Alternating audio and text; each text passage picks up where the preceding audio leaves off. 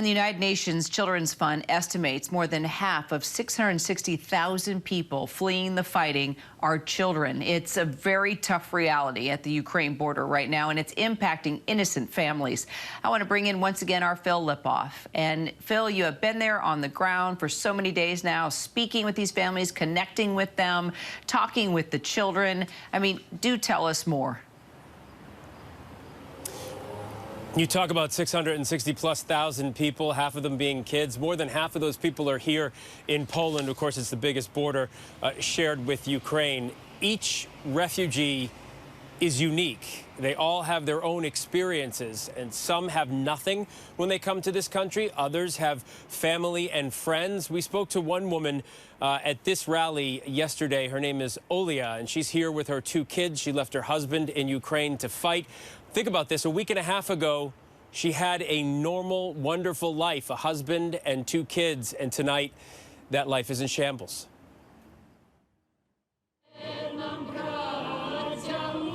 On the steps of Lublin City Hall, Ukrainian refugees, women and children, singing their national anthem, an act of defiance and a desperate plea for help. Singing through tears, holding their children tightly, displaying their country's colors and pain on their faces.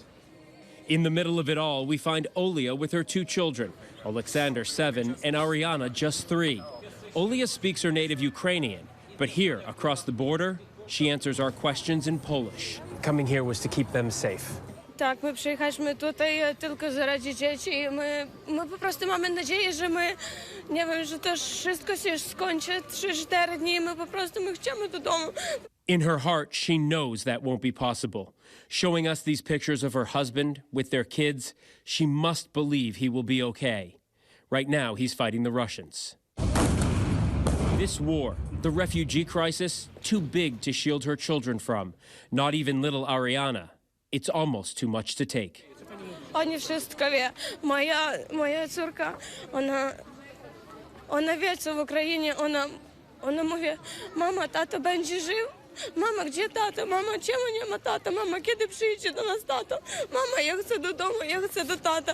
Mama, tato teraz trzyma automat, oni wszystko wie. All this mother can do is pray for her husband, her country, and protect her children here in Poland. To was drugi dom I traktujcie nas jako swoich przyjaciół. A safe place, the mayor here says, where refugees can stay as long as they want. And when I ask what Olia needs the world to know, we note something in her response. Dobrze, my chcemy dla України wszystko najlepszego. Ми chcemy, żeby був мир в Україні. Ми не хочемо, щоб Росія на нас нападала. When she uses the word peace, she suddenly begins to speak Russian. A poignant reminder that most everyone in this region is connected in some way. A reminder that no matter what the language, the message of peace, hope, and safety is the same. So, Kira, you heard Olia say there that she thought she'd be here for 3 to 4 days. I don't know if that was a hope. It wasn't a reality. It's been 3 to 4 days now. She's still here. She's staying with family. Her husband back in Ukraine, still fighting the Russians as they continue to come at the Ukrainians. Kira?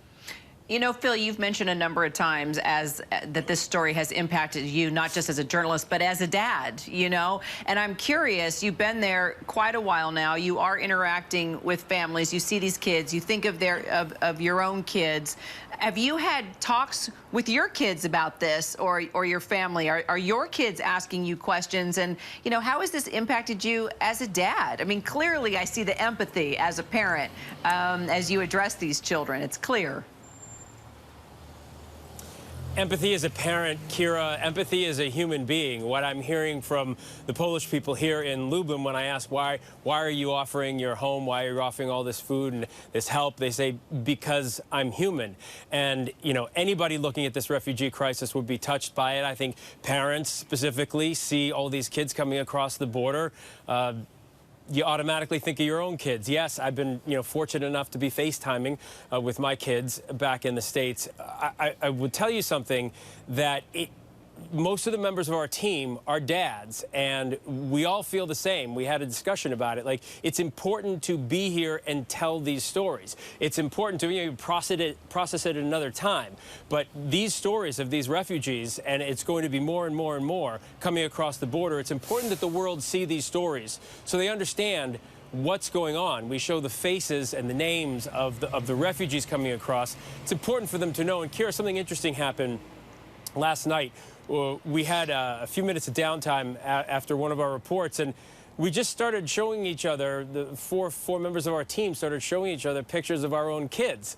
And I just thought it was a bonding experience. We're here for days upon days, and then I think about it today, and I think we walked away from that interview with Olia silent. We were all devastated to look at this mother in pain, and that night we shared pictures of our kids with each other. I just think it was a natural thing for dads to do. I think it's, again, a natural thing for humans to do, right? Absolutely. And what a beautiful way to tell the story. It really, that's who it's impacting. It's the people. Phil, appreciate you so much as a journalist and as a dad. Thank you. Hi, everyone. George Stephanopoulos here. Thanks for checking out the ABC News YouTube channel. If you'd like to get more videos, show highlights, and watch live event coverage, click on the right over here to subscribe to our channel. And don't forget to download the ABC News app for breaking news alerts. Thanks for watching.